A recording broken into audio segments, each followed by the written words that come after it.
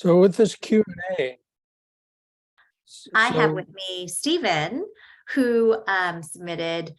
He's actually a quarterfinalist for a lot of the scripts that were submitted this year. Stephen, would you like to share with us a little bit about yourself and some background on you, how you got involved with the film industry, and how you started writing?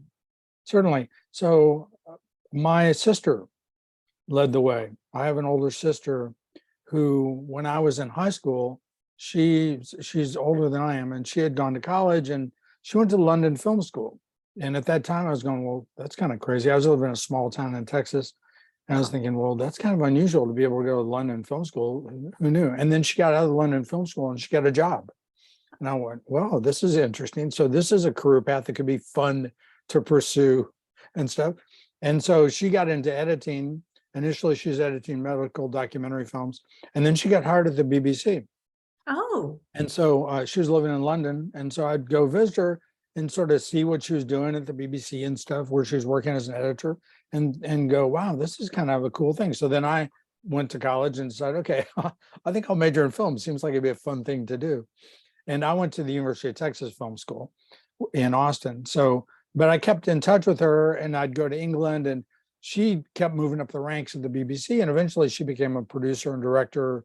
And then finally, at a certain point in time, she actually became the head of the documentary science department at the BBC.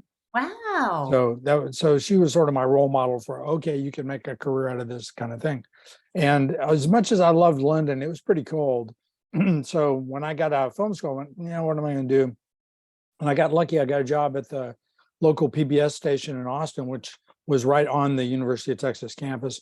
I got hired on a TV series called Carras Calendus, which was a bilingual PBS children's TV series, kind of in the mold of Sesame Street. It kind of, they saw what Sesame Street was doing. They're going, well, let's do bilingual and let's have kids let's make it multiracial. And so they were kind of cutting edge in terms of, a sort of more progressive, type of show.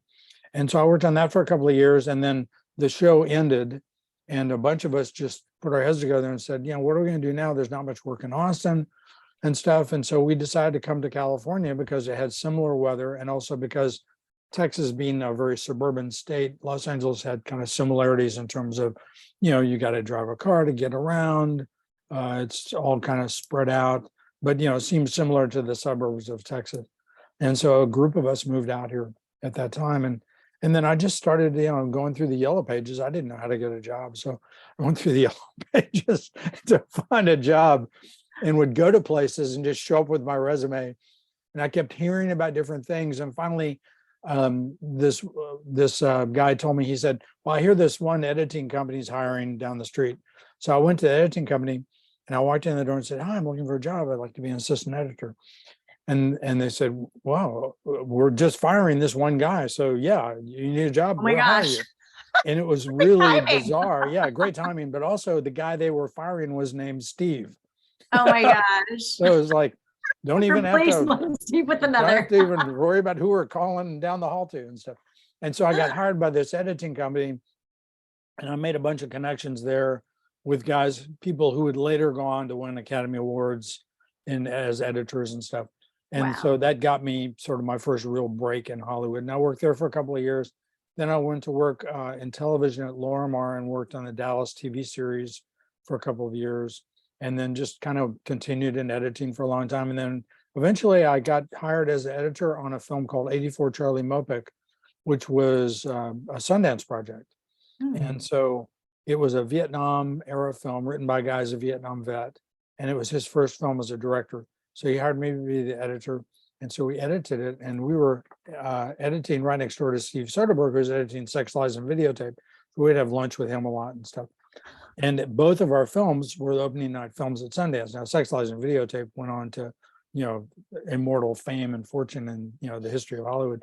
The film I did, 84 Charlie Mopic, did pretty well, and is considered, like, by veterans of the Vietnam era, and veterans, I think, throughout America, considered probably one of the best depictions of Vietnam, because it's a small scale film about a patrol that's kind of out in the woods, and they're trying to dodge the Viet Cong and stuff. And it's all told from the point of view of the cameraman who's embedded with them and stuff. Anyway, and that just led to more editing jobs. And then what happened was we got my team, I was then working with that director, Patrick Duncan, and his producer, Michael Nolan. They got hired to do a documentary series, and they asked me to be the supervising editor of the documentary series. And so we did a series called Medal of Honor about veterans who had, about people who'd won the Medal of Honor with Cliff Robertson. And then after that finished, then the company that was producing it, U.S. News and World Reports, asked me to then produce documentaries for them. So I did a series of war documentaries, and then I did a Western series for the Disney Channel, Adventures of the Old West. And then that led to independent filmmaking. I made a couple of independent films, Deep in the Heart and El Cortez, which is just got released on Kino Lorber. And then after that, just sort of, I ended up rewriting scripts on those films. And I thought, well, I've never really had a screenwriting course, but this is pretty interesting because it's sort of part of the process when you're an indie filmmaker. You're constantly struggling to find ways to make your film filmable at a low, at the budget you've got, right? Yep. So how much money have you got to make the film? And then you get the production manager run a budget for you, and they go, well, you have, $200,000 and that you've raised, but your script is going to be $1 million. So like 20 locations, things blow up. Yeah, exactly. So how do you do that? So how do you reduce that? So I learned very quickly how to write scripts in a budgetary fashion, to be cost conscious about budget. So with Deep in the Heart, we made that film actually for $250,000. And it was a bunch of locations. But the thing was, we went to Austin, where it was easier to get the locations, and people were very cooperative, and all the actors were from Austin. It was an adaptation of a play that I adapted that was a Texas play. So it was precast. I had a play that was the material, and I rewrote it, and basically, we figured out the locations we could get for free and then wrote the script to fit those locations. Yes. And then on El Cortez came to me from a writer in Canada, a guy named Chris Haddock, who's created a bunch of successful TV series in Canada and was a writer on Boardwalk Empire here, as well as creating series on CBS and stuff. And so it was all set in a hotel. So I thought, well, this is a good sort of follow-up film, one location movie, that's the easiest kind of film to make. But the script was very specific about certain activities and stuff.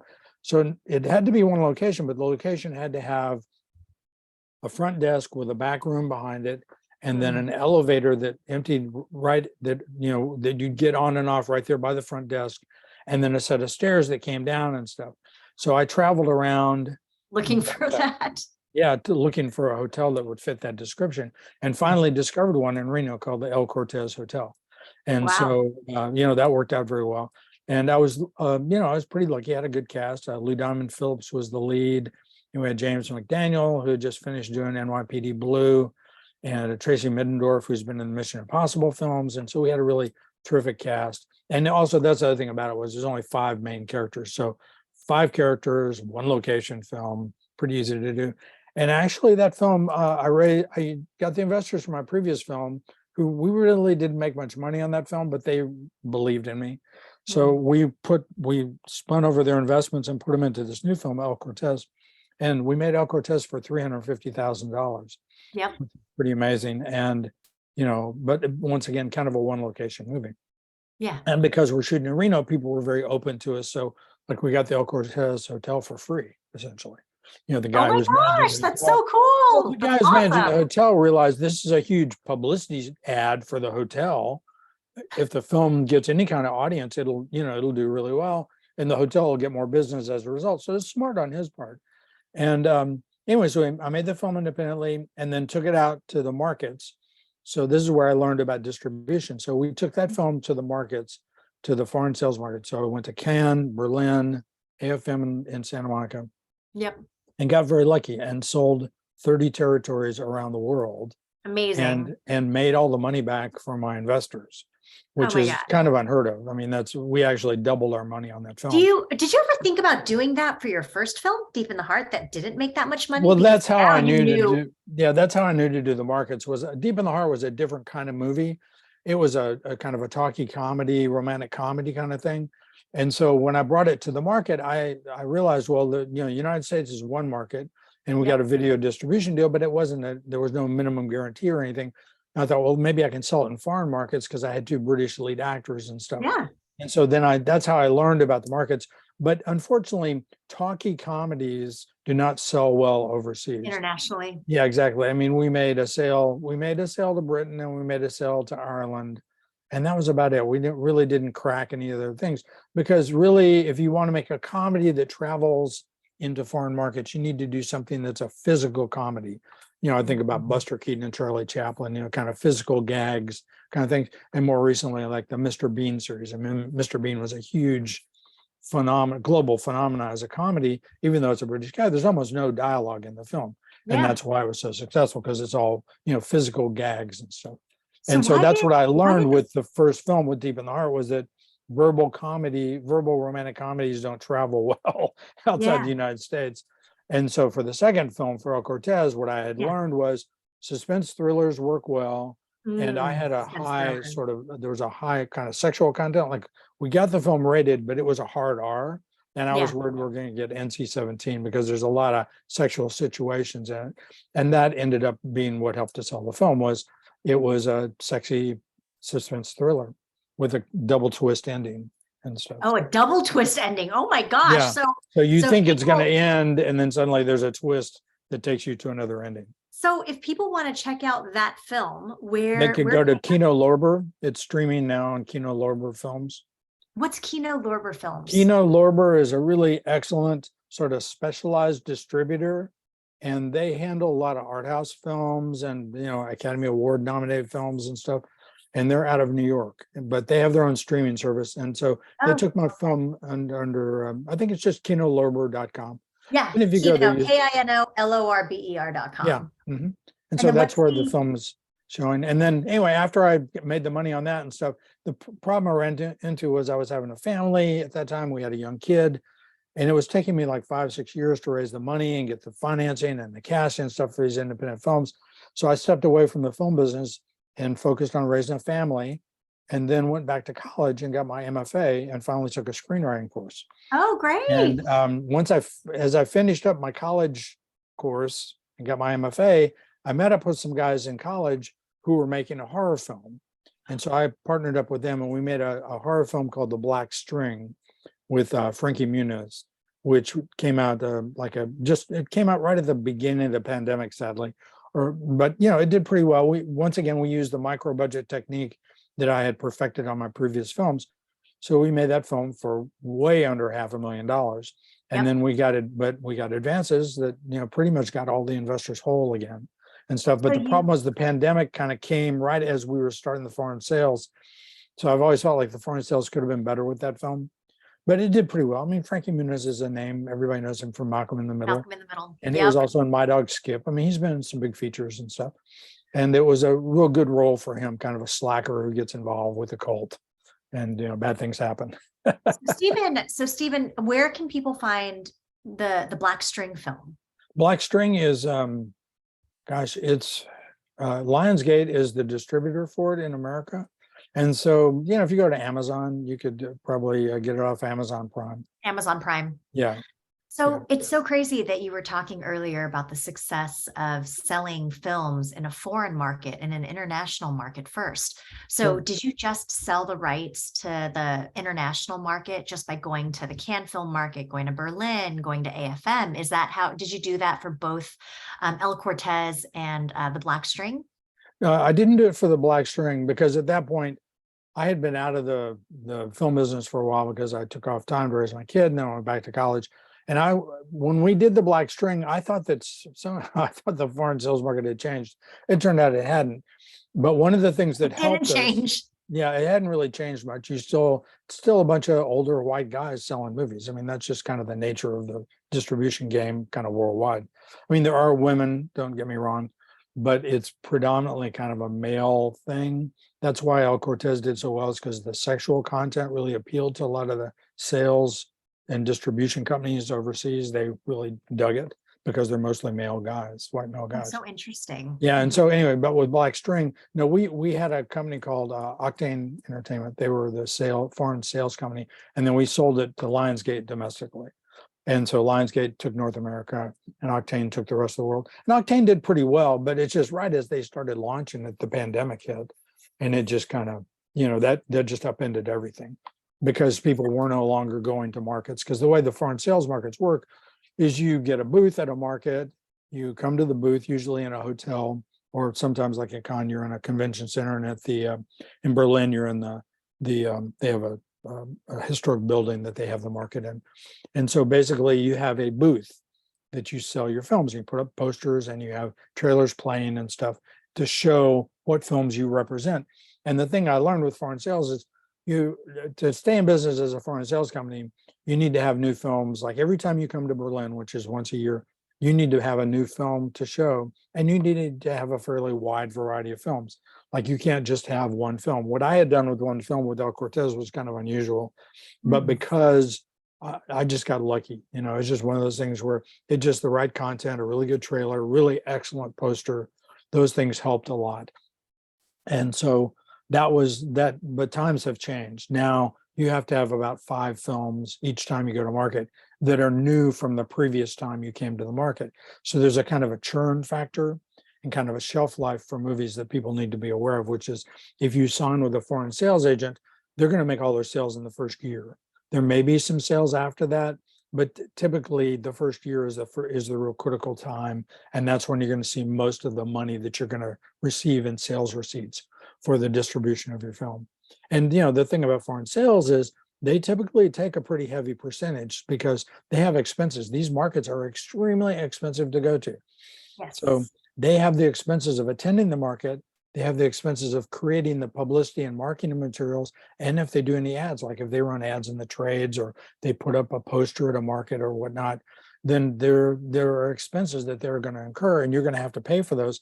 And typically foreign sales, it's hard to imagine people losing money in foreign sales, because if they know what they're doing and they have a group of buyers that are reliable buyers who will buy their films, then all they have to do is show up with good movies and present them to the buyers. And now the thing is, the buyers are buying from other foreign sales companies. So they may have bought a horror film from some other company, and maybe they're only going to buy 3 horror films this year for whatever distribution platform they are or whatever TV platform they represent.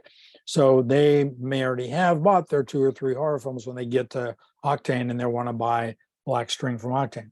So, in that case, Octane needs to have other films to sell. They need suspense thrillers, action films. And typically in foreign sales is what I was saying that I had learned with my first movie, which is you need films where the story is told visually. That is the key ingredient for foreign sales, is it has to be a film where you can turn off the sound and watch the movie and know what is going on in the film. And that was one of the things that made me most proud about El Cortez was when we were doing the negative cutting with it, the negative cutter is cutting the negative. Now they don't have a soundtrack. They're just taking your images and putting them one after another to prepare them to make prints from your film.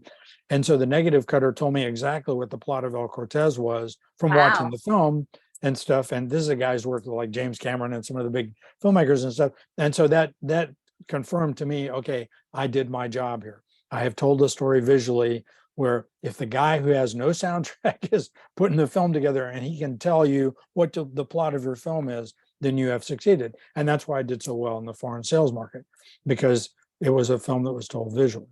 And so that would be my one recommendation for any independent filmmaker, is make sure that you have a script where the visuals are spelled out, so that as the reader is reading the script, they know, okay, this is what's going to happen visually at this point in time. And good dialogue also helps. I mean, I was lucky with El Cortez. Chris Haddock had written some amazing dialogue. And so that helped a lot, is that if you have memorable dialogue, lines that people will quote later, that's really fantastic. I mean, that's the thing that we all look for, because when you're watching something, whether it's a TV show or a TV series or a movie, if there's really great dialogue that you remember, then that also, plants a seed in your mind that you really liked what you were watching. So, with the Black String, you had mentioned that you Yes. could have done better in the foreign sales. Yes, exactly. So let's say, hypothetically speaking, like you decided to shelve selling the Black String until like after like COVID, right? And so let's say that you're going to try to sell it now. What are some of the things that you would do differently looking back on that experience? Well, I'd wait until the pandemic was over. But the problem was, let's pretend like you never sold it during the pandemic. Let's say exactly. Yeah. So let's say you're selling it now. Okay, if you're selling it now, Okay, well, one thing that I would do, and this was something that I saw and I advised. I did not, I was I was an executive producer on the film, and I was not the director had final cut. And I advised the director that he needed to have an ending that would allow for a sequel Oh, because it's a horror film. So what you yeah, want to do is you want to create an IP yeah, where you have an intellectual product that you can then make a sequel to, absolutely. Friday the 13th, Halloween, Texas Chainsaw Massacre. Saw Yeah, 1, 2, 3, yeah, 4. precisely. Yeah, Child's Play 1, 2, 3, 4. yeah, Yeah, all of them. Yeah. exactly. And unfortunately, the director had, and this is his opinion, it's not right or wrong, but it hurt the commercial prospects. He ended the film in a way where there was no sequel possible based on how it ended. And I advised him going in, I said, I read the script and I said, you really need to kind of change the ending. At the very least, make it ambiguous where we Yeah, don't know, so yeah, that way there could be a sequel to it. But yeah. he had this very artistic vision, and I totally understand it. There have been many, many successful films. Basically, I'm going to spoil the plot for you. At the end of the movie, the hero dies. So you've made this journey for 90 minutes with this guy who's trying to uncover this kind of this occult plot, this occult, it's a cult gang that's working off of black mysticism. So it's a black magic cult. He's trying to expose them to the greater public that there is this cult operating within us, or in and around us, who are taking people and sacrificing them for some kind of demon. Okay. Oh And my gosh. so to help a demon come through from another dimension. Oh And my gosh, crazy. What a yeah, crazy exactly. movie. Yeah, it's sort of feeding a demon. And so the problem was at the end of the movie, the hero gets killed and the Ah, demon devours yeah, him. no. And so I'm going, well, you just spent 90 minutes tracking with the hero, believing in him. And when everybody's saying he's crazy and they put him in a mental hospital, Oh etc. gosh. And then at the end of the movie, it turns out, yeah, he was right, but he Oh died. gosh. And so I said, this is especially because you got Frankie Muniz, and Frankie loved making the movie and would certainly love to make a sequel to it. Absolutely. Yeah. So at the end of the day, that was what I thought really hurt the film, was that it did not have an upbeat ending that it needed. And to my mind, we were establishing an IP that we wanted to make sequels out of. Well, now that door is closed. And the director did it for artistic purposes. I mean, there certainly are many films that we think of as terrific films where the hero dies in the end, like Cool Hand Luke, I just watched recently, probably the best example of that. Cool Hand Luke is a classic Paul Newman film, but at the end of it, Paul Newman, Cool Hand Luke, gets shot by the cops in the church. And so it's a kind of a metaphorical ending. And then his buddies later on say, oh, they didn't really kill him, he's still around. So they obviously, the studio realized there was a problem with that ending. They try to kind of soften the blow. And then there's a big montage of Cool Hand Luke shots that take you out of the movie, for the end of the film, because they realized killing Paul Newman, but that's probably why Paul Newman wanted to do it. So lot of I have a actors question won't for do you, that. Stephen. I Sure. have a question for you for the black string. Yes, I know that it's already done. You already sold it to different, territories. Like, yes. would it be possible to just take it again and re-edit it with a different ending and then just put it out there again and title it something else? Well, yeah, that's an interesting question. You could, and certainly, I mean, the thing is that I'm a firm believer in the director having final say on stuff, having been a director myself. And so, I really wouldn't want to mess with it that way. But you could do that. I mean, the thing is, and I told them in editing, I said, there's some pretty easy ways to solve this. You just don't show him being killed. You show the demon attack. Yeah. I'm getting very specific now about the end Yeah. and stuff. But the problem right now is, okay, the black string has already been out there. And so the thing you'd have to do is come back and say, and typically what happens is with films like this, usually the producers come in and take the film away from the director and re-edit it. Then the director complains about, oh, the film was taken away from me in post. That happens all the time. And then eventually you get the director's cut. The most famous example of that, of course, is the Justice League film that Zack Snyder did. And so that's certainly something you could do. But at the same time, I mean, I don't want to get sideways as the director about it, but the problem right now is, okay, the black string has already been exposed. It's already been sold. And the people that buy these films, you have to understand that they are extremely busy people. They don't have much time to watch movies. You're lucky if they watch the first 10 minutes of your film and the last 10 minutes. You know, for them to sit through an entire movie is really unusual. Yeah. But they basically are going, okay, in the first 10, does enough stuff happen? Are there enough action beats happening where the audience is going to stick with the movie? That's the key ingredient in it, in any film. And if you analyze all the films, like I just saw Glass Onion last night, they use that formula to a T. In the first 10 minutes, all this stuff happens, and you know you want to stay because you want to see what's going to happen next. You know, how is it going to all pay off at the end and stuff. And so that's just a classic formula for screenwriting and stuff. So the buyers, they don't have much time. They don't have the time to look at every movie that they buy. So they're only watching small snippets and stuff. They want to make sure the production value is there. Can you hear the soundtrack? Is it mixed appropriate? Is it going to pass QC if they're going to put it on TV? Does it meet the standards of the broadcaster? And you know, what's the rating? Because certain films are easier to sell. Like one time I went to the AFM and we had a booth where we were selling El Cortez. And so this guy asked if he could share the booth with us who's selling one film. I went, sure, you want to split the cost of the booth? That's fine with me. Come split the cost. And so we come to the first day of the FM, we come to our booth to open the door. There's a line of people down the hall, like a block long, waiting for us to open our office. And I'm going, what's going on? And so, well, it turned out they were all there to see this guy who's selling the one film, who's sharing the room with me. No. Well, he was selling a Benji movie. And so Benji the dog, right? Disney had already taken North America. So that was a stamp of approval. Every foreign sales agent in the world wanted to buy that film. And this one guy was the foreign sales agent for it. So that day he sold every territory on the planet. That is amazing. But the thing was, like you said, luck. Well, it wasn't luck. It was the fact. What are the odds that this guy wants to share this booth with you? Yeah, well, that was just, we had mutual friends and he just only had the one film. But the thing was, what you have to look at is, okay, he had IP of a successful franchise. And the Benji films started as independent films out of Texas with this guy, Joe Camp, making the films and stuff. And it's about, you know, this dog that's a courageous mutt who becomes a hero who saves the day. And so he just reran that same plot for like, I don't know, there's like 4 or 5 Benji films. But the point being that with a dog as the main hero, there are lots of people, there are niche audiences that you have to appeal to with movies. So there are dog owners who will go see any film with a dog as a hero. So that's one core audience, but also it's a family movie. So families can go to the movie and see it, but that also means when you sell it overseas, they can put it on TV at any hour of the day or night. They can program the Benji movie because there's nothing offensive in it. There's no rating issue with it. So it can play day or night, morning, noon, and night. They can program that movie.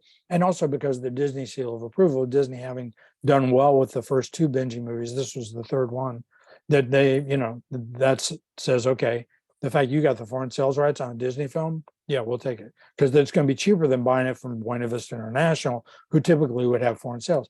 But that was because Joe Camp was smart. He realized foreign sales was where he would make his money. And sure enough, he did. You know, because that Benji film, they made it for like, that one they probably made for like $2 million. And they, you know, the first day they sold 6 million in foreign sales. Oh my God, that's insane. So like, is the demand for foreign films like still out there, even with like whole like streaming, like disruption, you know? Yeah, it's changed. You know, there's still what you have to understand is there's still the theatrical window and then the secondary windows that come after that. And so if you have a film that performs well in the theatrical window, then that establishes it as a film that everybody wants to see. And it helps, like with El Cortez, we released it theatrically in the States. That allowed us to then release it theatrically in France and Germany, because the European Union has very strict rules about what films they'll allow you to release theatrically.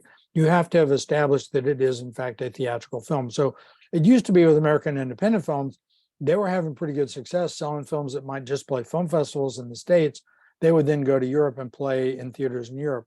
But the European Union decided they were tired of being invaded by the American films, because like when I went to London to see Deep in the Heart play in London, I was at Leicester Square at a multiplex, and out of, 10 films playing at multiplex, 8 of them were American films. Oh, And so wow. what had happened was in Europe, the American films, especially studio movies, really dominated the landscape in Yeah. terms of what you could see theatrically.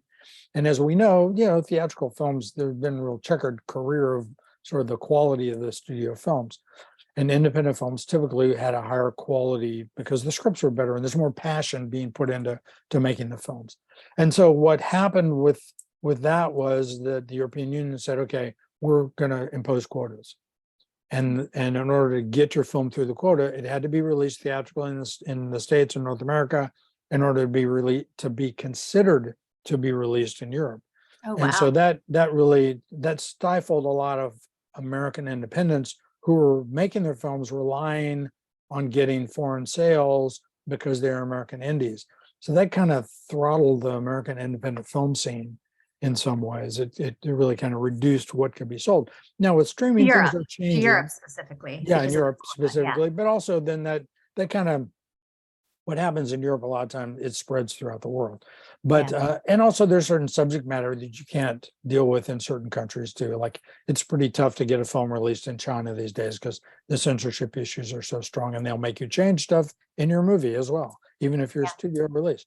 But Yeah. I guess the thing that I had learned in foreign sales was you need name actors. That is the single most important ingredient for selling a film in America, for selling it overseas.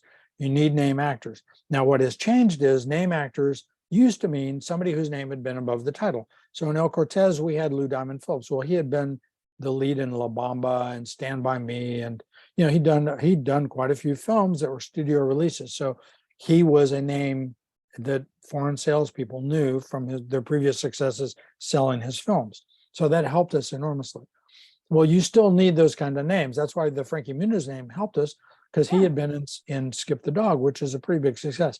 But him doing a horror film, that's a new wrinkle for Frankie. But it helped, and we certainly made sales. I mean, like I say, the investors basically got their money back, but we didn't have the kind of success that we thought we should have. Because typically you feel like you should double your money. Whatever your money you make in America, you should double it overseas. And we should have done that. But I think the fact that the ending was a downer ending hurt us because it also closed off avenues of getting like foreign sales partners to partner with us to make sequels, which could have easily happened. But in any Absolutely. case, but getting back to names, now the names have changed a little bit because you have social media folks who have huge followings on social media.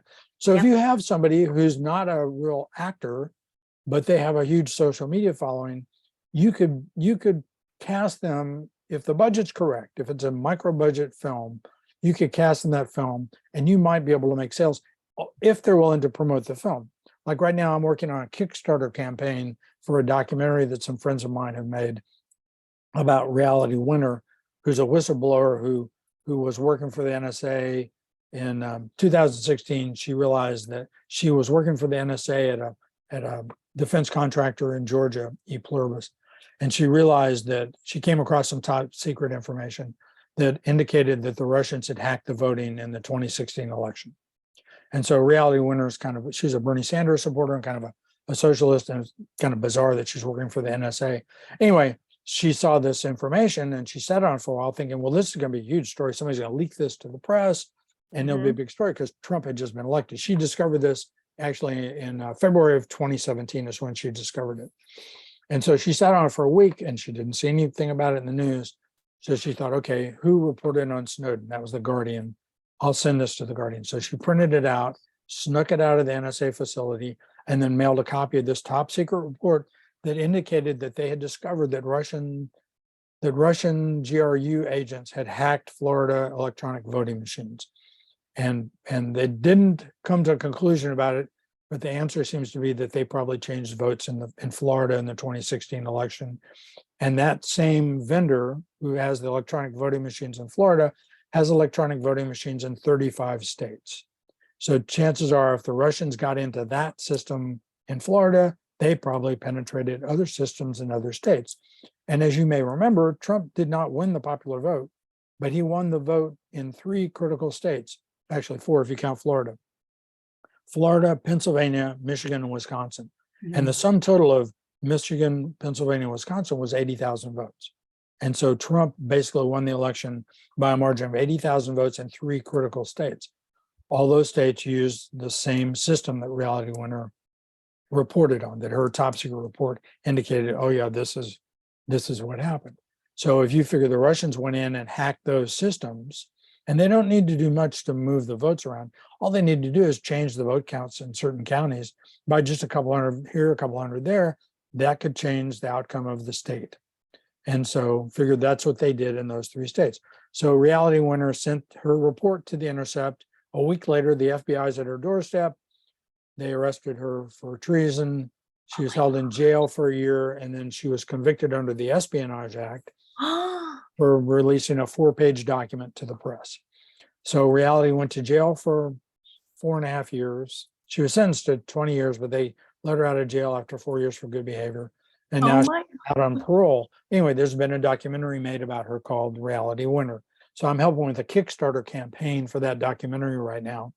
And, it's just a full-time job trying to help get people to donate money to the campaign. Oh, for sure. We just started the campaign. Crowdfunding is a full-time, yes, Oh, absolutely. completely. Well, thank Yeah. goodness I'm not running the Kickstarter. It's the filmmakers themselves.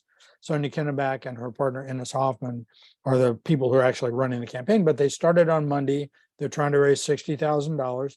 And as of today, they've raised $35,000. So in 4 days, they've they're more than halfway to their goal, which is Oh, great. wow, that's But great. what's interesting is that they're having a hard time getting the film publicized and stuff. So, but they used social media influencers to help them promote it. So they got, Edward Snowden, who's in the film, who's interviewed in the movie, in the documentary. So he's promoted it, and that's really helped them a lot. Wow. Yeah. So, getting back to casting, so it helps to have a name in your cast. In this case, Edward Snowden is kind of their name in their documentary, besides Yeah. Reality Winner, but Reality doesn't really have that many followers. But like the names have like changed from Yeah, the present exactly. than what names were like Yeah, 10 years but ago. it's important you keep the budget down to make that happen. Now there are movie Margins. stars So the margins are. like my friend Lou Diamond Phillips. He's got 150,000 people following him on social media. So if he's in a movie, he can promote the movie, and he's happy to do it. Absolutely, That's the other yeah. thing, is you can have people. There are movie stars with millions of followers, but a lot of times their accounts are run by assistants and whatnot. social PR, media yeah, managers, for sure. Yeah, the exactly. PR. And so getting them to actually promote the movie when the movie hits is always kind of an issue, is that you need to make sure if you're lucky enough to get a name actor to be in your film, that they're going to do it. Now, the thing is, most name actors whose name value means anything, they're going to want to know that you have distribution for your film. That's what their agent, that'd be the first question the agent would say is the film financed, is the first question. Then the second question is, do you have distribution? Because that's the thing about it, is once it's done, is it going to get out there? And that's kind of the cool thing about what's going on right now, is that it's easier for independent filmmakers to get distribution than it used to be. Although I have to say, with the Reality Winner documentary, it's been a real eye-opener. You kind of have to be careful about your subject matter to some degree, because even though the crowdfunding campaign is going well, the documentary has been finished. It was finished a year ago and showed at the South by Southwest Film Festival, but they have not been able to get a distributor on board to take it. They came close with HBO, and who knows, HBO may still take it. But of course, HBO just underwent a big upheaval when Discovery bought HBO. So they seem to be backing away from, making any acquisitions, and mostly trimming staff and stuff. So I know I have friends, like I've got one of my scripts is under option to some guys who made the Station 11 series for HBO. And those guys are going, they don't know what's going to go on, because they made Station 11 for HBO Max. Now all the people they know at HBO are off to other jobs and stuff. So there's a kind of an upheaval going on. There's a lot of disruption going on in the business right now. But streaming makes it a lot easier. And if you can figure out a way to do a good social media campaign, you can certainly promote your film in ways that could be helpful. But the thing is, the classic traditional distribution techniques, the foreign sales guys like to try and bring the black string out again, unless we had a new cut and we said, hey, this is the director's cut. I think that you should, I honestly think you should recut it. And I think that you should get Frankie Muniz and do the sequels, because now you have the IP. And I feel like you said it yourself, it's like, you tried distributing it during an it wasn't a good time to distribute it. Yeah, I yeah. feel like now is a good time. Horror, everybody likes horror movies. It's easy to sell. And I feel like that topic in itself is just super like Well, interesting. And I here, feel like here's a lot of people would be like on okay. board. That's a So great you should just say suggestion. that's the director's cut. And then Yeah, I think you that's a recut great it. suggestion. But like I said, I don't want to get sideways with the director about this. He's happy Well, with the why cut. don't you just have a conversation with the director and see what he says? And you know, Well, it's like it's one of those things where you could say, Frankie Muniz has already said that he's on board for any sequels that we make. Like this is like more money. Why, like from a business standpoint, why would you say no to that? okay. You know? Okay, well, I like what you're saying, and this all makes sense. But here's the thing: I actually sort of thought this through and kind of game theoried it out as well. And so what I did was I wrote a treatment for a prequel. There So you before the go. There Black you Screen, go. that Prequel. is a horror film, Yeah. and it's kind of based on. I And don't you want can to give reach too out much to the away. same distributors who Yeah, bought it. exactly. Yeah, Yeah. exactly. Well, what I need to do is I need to commit to writing a script for it because you're in a much stronger place if you have a script. Oh, Stephen, And I stuff. think this is what you need to do. I think you need to put your energy in this because I feel like this is, I mean, the other stuff, it's like great and interesting, but it's Yeah. like, I feel like you said, it's like, it's not really catching fire you know, you and everybody had hoped. But I mean, it's like you have this idea, this film that's already out there, that's already been sold. And like, if the prequel does really well, then the director has to be open to recutting it. Yeah, Because that's a good hey, point. like, Yeah, if we did the director's cut, then it could change. Yeah, and actually that's kind of how I set it up was I went, okay, here's what he did with the Black String. So we do a prequel because in the Black String, the Frankie Muniz character has mental issues. yep. So essentially the prequel sets up the mental issues that he Yeah. is actually a vet who's come home from Vietnam, from Yeah. Afghanistan, There you go. who Yeah. has PTSD. Yes. And the issues he's running into were issues he had seen previously in his combat role in Afghanistan. Yeah. Oh, yes. Yes. So it's actually Everybody loves those like war, you this know, is a like war background. this is a war Everyone's going to be horror like film. rooting for him. You know, they Yeah. want, you know what I mean? I think that's a great idea. And I definitely think that's what you need to do. And the thing is, like, when you're talking about this to other people, you can already say that you sold the film. So Yeah. it's like from a like an ROI standpoint. Yeah, exactly. Yeah. It's much more Precisely. interesting, you Mhm. know, to be a part of that Yeah. than something else that, Yeah. you know, is almost like a gamble, right? Mhm. Yeah, that's a good point. Yeah. Yeah. The thing about it is because it's based on IP that the screenwriters created with the director, you know, I have to kind of be careful about what they want to do with it and stuff. But yeah, it's Well, worth you the should, conversation. you know, Yeah. I feel like it doesn't hurt to have Yeah. a conversation. Just Oh yeah, completely. reach out to the director, be like, hey, how have Mhm. you been? What have you been up to? You know, just see what he's been up to.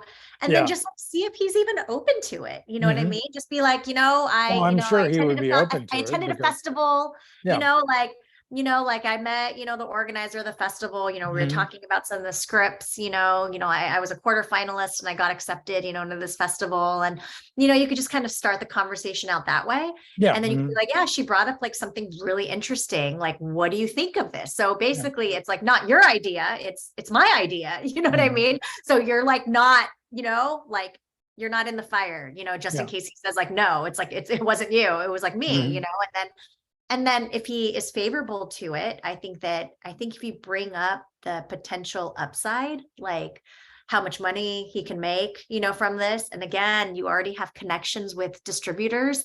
I feel like, why wouldn't he be open to it? You know, Yeah, that's true. Well, everybody wants to make money. I think part of it is, see, like at this point in time, the distributors, we got pretty good minimum guarantees on the film. They have not made their minimum guarantee back according to the bookkeeping that we've seen. I So the see. thing about it is that do they want to get involved with a sequel for something that they may not have broken even on yet? So that's kind Okay, of well, okay. How because about we had not a bidding war sequel? going when we sold the film. We had more than one company that wanted to buy it, so we're able to get a good advance, which is kind of unheard of in this day and age.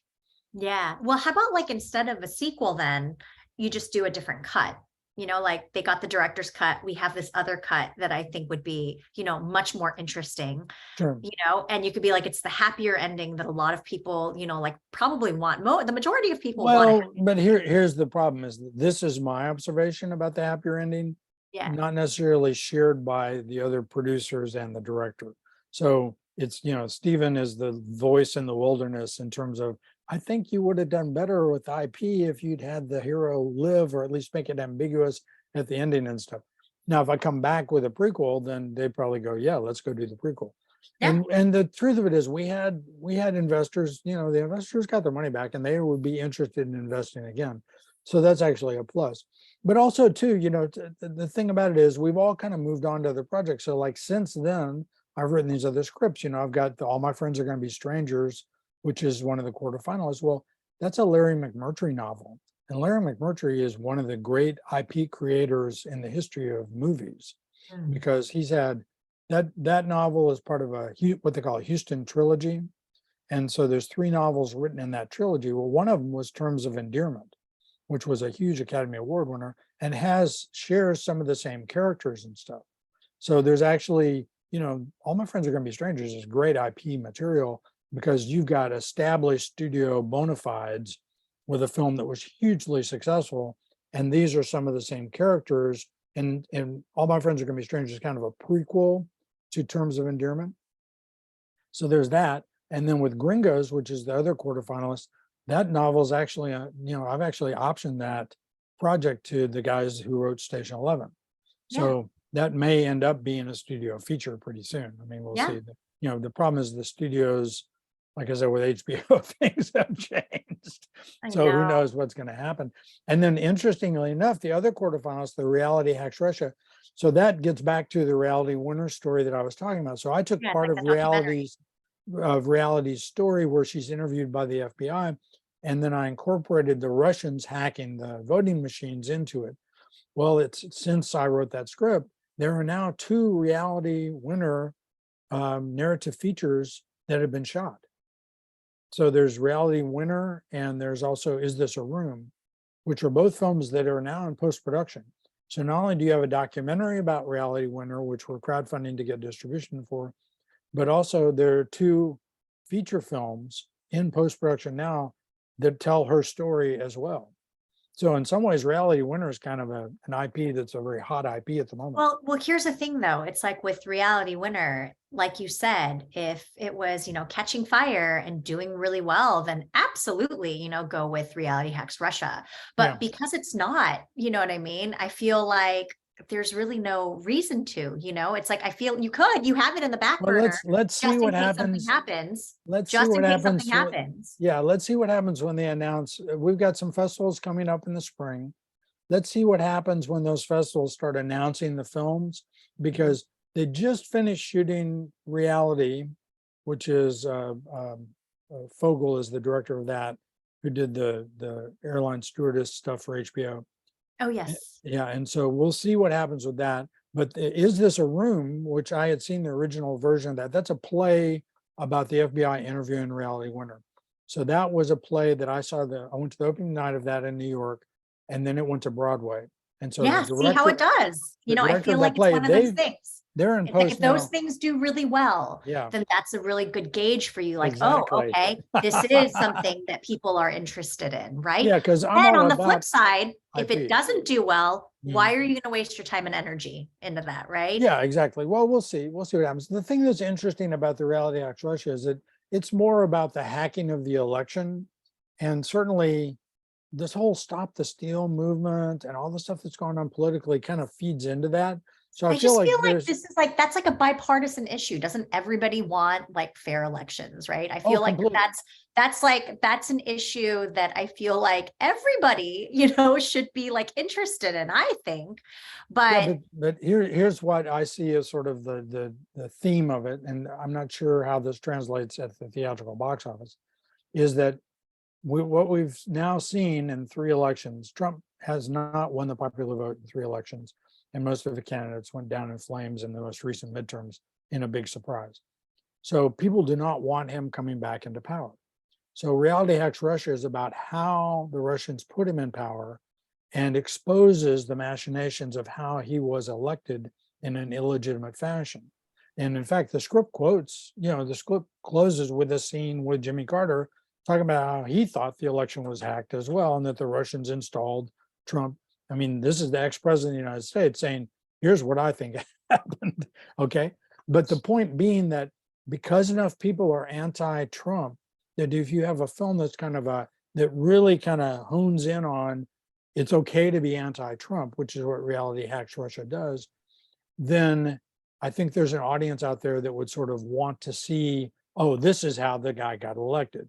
It was a rigged deal, because there's a whole kind of what got Trump attention was he was the person who said, I've been an insider my whole life. I know the system's rigged, and I'm telling you it's rigged. And so if you have a film that also says, okay, not only is the system rigged and the guy who's been the insider helped get it rigged by the NRA and the Russians and stuff, then it kind of reaffirms that and might give people, they might be really interested to see, okay, how did this actually come to pass? How did these guys pull it off? And so, because I pulled together true events that really happened. I mean, everything documented in the script, these are real things that actually happened leading up to the 2016 election. Anyway, that's just kind of my thinking for why there'd be an and it's audience. and I think it's good to hold on to it, because again, just wait to see how everything plays out. But I think in the present, I really think that the prequel idea, or trying to have a conversation with that director to change the ending, to set it up for a sequel. I think that, again, you already have a name actor who's interested and has said that they're interested in he totally dug working on the movie. So you already have a name actor. Yeah, Black String played, lots of film festivals, so it was pretty successful.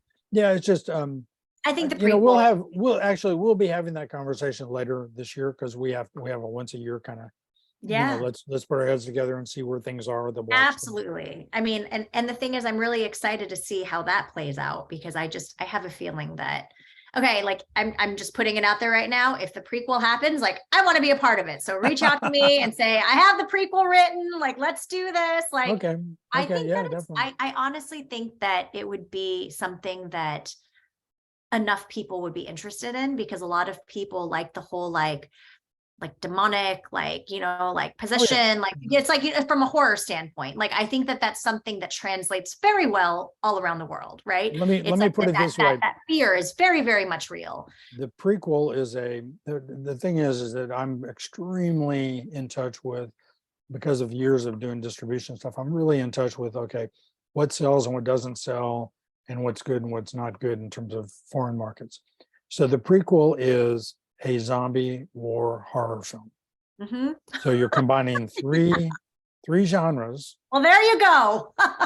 that are genres that are very popular. War films in particular, as I learned, because I did a bunch of war documentaries. War documentaries are evergreen. People buy them to collect them. Stop. So Stephen, you need to write this prequel. And then if it's wildly successful, then you and the director need to revisit that conversation on recutting the Black String. Yeah. I'm not even joking, because then you're setting yourself up. Well, then it makes sense. Yeah, exactly. Then it makes sense, because I've kind of set it up, after seeing, okay, here, because I wrote it specifically because, okay, here's how they're going to end this and stuff. But what's the origin story? Because what I looked at was I looked at The Godfather. Like, what and look was at the Godfather? Star Wars. Like, they had all those prequels, and look how crazy successful that was. So, I mean, granted, it's Star Wars, but still, it's like, I just feel like a lot of people like prequels, and like they're conditioned by our society to, be okay with prequels. So yeah, that's very exciting. So Stephen, if people want to follow on your adventures of project, like, is this prequel going to happen? Like, how are your scripts? Are your scripts going to see the light of day? Right? Like, where can they follow you? Like, where well, I'm on social media. I mean, they can find me at Instagram, Stephen Purvis Films. And I'm also on Twitter at BrazosPix, BrazosPix, at BrazosPix on Twitter. And then on Facebook, just Stephen Purvis. And then I'm in the process of setting up a website now. It's going to be the Stephen Purvis Films website. So I've got StephenPurvisFilms.com is a website, and in the process now of putting the material together for that. And that when you go to the website, then you can see clips from the films, documentaries I made, Perfect.